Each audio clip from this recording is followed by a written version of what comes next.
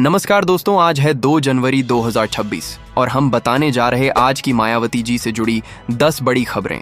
लेकिन उससे पहले अगर आप चैनल पर नए हैं तो हर दिन मायावती जी से जुड़ी खबरें सुनने के लिए चैनल को सब्सक्राइब करें। तो अब शुरू करते हैं। पहली बड़ी और सबसे अहम खबर, 2 जनवरी को बहुजन समाज पार्टी सुप्रीमो मायावती ने नए साल के शुरुआती दिनों में एक बार फिर यह साफ कर दिया कि पार्टी 2027 की तैयारी को लेकर किसी भी तरह की ढिलाई के मूड में नहीं है।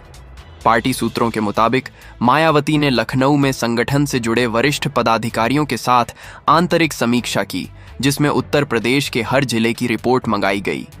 इस समीक्षा में खास तौर पर यह देखा गया कि 2024 के लोकसभा चुनाव के बाद जमीनी स्तर पर पार्टी की स्थिति कैसी है, बूथ कमेटियां कितनी सक्रिय हैं और बहुजन वोट बैंक में पार्टी की पकड़ कितनी मजबूत बनी हुई है।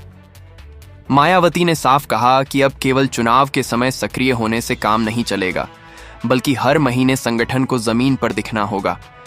इस दौरान उन्होंने यह भी दोहराया कि बीएसपी किसी भी दूसरे दल की बी टीम नहीं है और पार्टी अपने दम पर आगे बढ़ेगी। राजनीतिक जानकार मानते हैं कि नए साल की शुरुआत में इस तरह की सख्त संगठनात्मक समीक्षा यह संकेत देती है कि मायावती 2027 को लेकर पूरी तरह गंभीर हैं और आने वाले महीनों में पार्टी की गतिविधियां और तेज हो सकती हैं। दूसरी बड़ी खबर, 2 जनवरी की दूसरी बड़ी खबर यह रही कि मायावती ने सोशल मीडिया के जरिए दलित, पिछड़े और अल्पसंख्यक वर्ग को नए साल का संदेश देते हुए भाजपा और समाजवादी पार्टी दोनों पर निशाना साधा। उन्होंने कहा कि पिछले कई वर्षों से ये दोनों पार्टियां केवल एक दूसरे पर आरोप प्रत्यारोप में लगी हैं, लेकिन बहुजन समाज के वास्तविक मुद्दों पर किसी का ध्यान नहीं है। मायावती ने रोजगार, महंगाई, शिक्षा और कानून व्यवस्था को लेकर सरकार की नीतियों पर सवाल उठाए और कहा कि जब बीएसपी सत्ता में थी तब कानून व्यवस्था पूरे देश में मिसाल बन चुकी थी। इस बयान को राजनीतिक हलकों में काफी अहम माना जा रहा है, क्योंकि यह सीधे तौर पर 2027 की जमीन तैयार करने वाला संदेश है। खास बात यह रही कि उन्होंने किसी भी गठबंधन का नाम लिए बिना यह कहा कि बहुजन समाज को अपना राजनीतिक भविष्य खुद तय करना होगा, जिसे कई लोग इंडिया गठबंधन और विपक्षी खेमे से दूरी बनाए रखने का संकेत भी मान रहे हैं। तीसरी बड़ी खबर, 2 जनवरी को मायावती से जुड़ी तीसरी बड़ी खबर पार्टी के युवा नेतृत्व को लेकर सामने आई।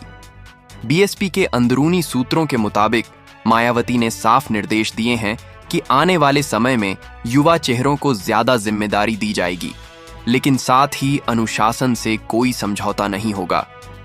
उन्होंने यह भी कहा कि सोशल मीडिया और डिजिटल प्लेटफॉर्म पर पार्टी की मौजूदगी मजबूत करने की जरूरत है, क्योंकि युवा मतदाता अब परंपरागत राजनीति से अलग सोच रहा है। इसी क्रम में यह चर्चा भी तेज हो गई है कि आने वाले दिनों में आकाश आनंद की भूमिका फिर से चर्चा में आ सकती है। हालांकि पार्टी की ओर से इस पर कोई औपचारिक बयान नहीं दिया गया है। राजनीतिक विश्लेषकों का मानना है कि मायावती धीरे धीरे संगठन को नए दौर के हिसाब से ढालना चाहती है, लेकिन नियंत्रण पूरी तरह अपने हाथ में रखना भी उनकी रणनीति का हिस्सा है। चौथी बड़ी खबर, 2 जनवरी की चौथी बड़ी खबर यह रही कि मायावती ने उत्तर प्रदेश में कानून व्यवस्था के मुद्दे को लेकर योगी सरकार पर परोक्ष हमला बोला। उन्होंने कहा कि अपराध के आंकड़ों और जमीनी हकीकत में बड़ा अंतर है और आम आदमी खुद को सुरक्षित महसूस नहीं कर रहा।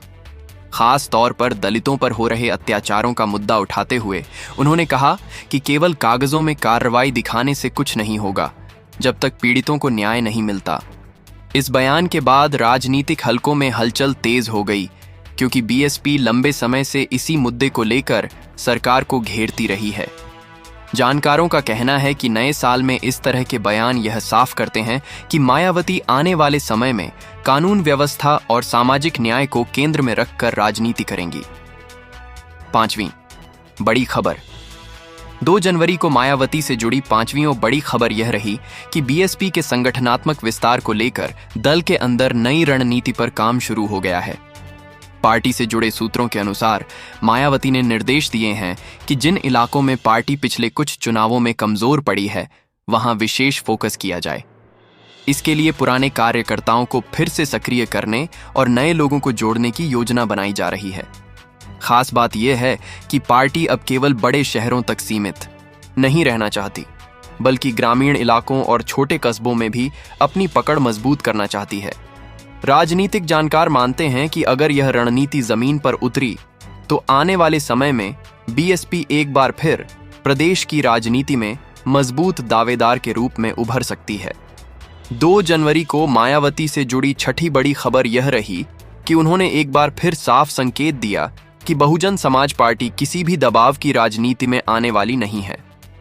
हाल के दिनों में यह चर्चाएं तेज थीं कि 2027 को देखते हुए बीएसपी किसी बड़े गठबंधन का हिस्सा बन सकती है, लेकिन मायावती के करीबी नेताओं का कहना है कि पार्टी की लाइन बिल्कुल स्पष्ट है। 2 जनवरी को अंदरूनी बैठकों में मायावती ने कहा कि बीएसपी का वोट बैंक किसी के सपोर्ट सिस्टम के लिए नहीं बना है, बल्कि सत्ता हासिल करने के लिए है। उन्होंने यह भी कहा कि पहले भी गठबंधन के प्रयोग किए गए, लेकिन उससे बहुजन समाज को दीर्घकालिक फायदा नहीं मिला। राजनीतिक जानकार मानते हैं कि यह बयान सीधे तौर पर कांग्रेस, सपा और इंडिया गठबंधन को संदेश देता है कि बीएसपी अपनी शर्तों पर ही आगे बढ़ेगी, न कि किसी मजबूरी में। 7वीं बड़ी खबर यह रही कि मायावती ने नए साल में पार्टी कार्यकर्ताओं को अनुशासन और संयम का सख्त संदेश दिया। 2 जनवरी को पार्टी से जुड़े कुछ जिलों में यह शिकायत सामने आई थी कि स्थानीय स्तर पर नेता आपसी बयानबाजी में उलझ रहे हैं। इस पर मायावती ने साफ कहा कि सार्वजनिक मंच और सोशल मीडिया पर कोई भी कार्यकर्ता पार्टी लाइन से अलग बयान नहीं देगा। उन्होंने यह भी कहा कि बीएसपी की ताकत उसका कैडर है और अगर वही अनुशासनहीन हो गया तो पार्टी को नुकसान होगा। यह निर्देश खास तौर पर इसीलिए अहम माना जा रहा है क्योंकि चुनाव जैसे जैसे नजदीक आएंगे, बयानबाजी और आंतरिक मतभेद बढ़ने की आशंका रहती है। मायावती का यह कदम यह दिखाता है कि वह संगठन को पूरी तरह कंट्रोल में रखना चाहती हैं। 2 जनवरी की 8वीं बड़ी खबर यह रही कि मायावती ने आर्थिक मुद्दों को लेकर केंद्र सरकार पर निशाना साधा। उन्होंने कहा कि महंगाई और बेरोजगारी आज भी आम आदमी के लिए सबसे बड़ी समस्या बनी हुई है, लेकिन सरकार के दावों और जमीनी सच्चाई में बड़ा फर्क है। खास तौर पर उन्होंने दलित, पिछड़े और गरीब वर्ग के युवाओं का जिक्र करते हुए कहा कि सिर्फ आंकड़ों से पेट नहीं भरता। इस बयान को राजनीतिक जानकार आने वाले समय की रणनीति से जोड़कर देख रहे हैं, क्योंकि बीएसपी हमेशा सामाजिक न्याय के साथ साथ आर्थिक मुद्दों को भी उठाती रही है। नए साल की शुरुआत में इस तरह का बयान यह संकेत देता है कि आने वाले महीनों में मायावती आर्थिक सवालों को और आक्रामक तरीके से उठ सकती हैं। 9वीं बड़ी खबर यह सामने आई कि 2 जनवरी को बीएसपी के अंदर संगठनात्मक फेरबदल को लेकर चर्चाएं तेज हो गईं। हालांकि कोई आधिकारिक सूची जारी नहीं की गई, लेकिन पार्टी सूत्रों का कहना है कि कुछ जोन और मंडलों में नए प्रभारियों की नियुक्ति पर विचार चल रहा है। मायावती का मानना है कि लंबे समय से एक ही जिम्मेदारी निभा रहे नेताओं को बदलने से संगठन में नई ऊर्जा आती है। यह रणनीति पहले भी कई बार अपनाई जा चुकी है। राजनीतिक विश्लेषकों का कहना है कि अगर यह फेरबदल हुआ तो इसका सीधा असर 2027 की तैयारियों पर पड़ेगा और पार्टी का संदेश साफ होगा कि प्रदर्शन के आधार पर ही जिम्मेदारी मिलेगी। 2 जनवरी की 10वीं और आखिरी बड़ी खबर यह रही कि मायावती ने अपने पूरे राजनीतिक करियर को लेकर एक बार फिर यह संदेश दिया कि बीएसपी केवल सत्ता की राजनीति नहीं करती, बल्कि सामाजिक सम्मान की लड़ाई भी लड़ती है। उन्होंने कहा कि बहुजन समाज को केवल चुनाव के समय याद किया जाता है, लेकिन बीएसपी वह पार्टी है जिसने सत्ता में रहकर भी आत्मसम्मान की राजनीति की। यह बयान नए साल के संदर्भ में काफी भावनात्मक और रणनीतिक दोनों माना जा रहा है। जानकारों का मानना है कि मायावती अपने कोर वोट बैंक को फिर से भावनात्मक रूप से जोड़ने की कोशिश कर रही हैं, ताकि आने वाले समय में पार्टी को नई मजबूती मिल सके। तो दोस्तों, ये थी 2 जनवरी की 10 बड़ी खबरें। आपको खबरें कैसी लगीं कमेंट में जरूर बताएं और हर रोज मायावती जी से जुड़ी खबरें सुनने के लिए चैनल को सब्सक्राइब कर लीजिए और बेल आइकन दबाना न भूलें। मिलते हैं अगले वीडियो में मायावती की नई 10 खबरें के साथ। तब तक बने रहिए हमारे साथ रियल स्टोरी पॉइंट चैनल पर।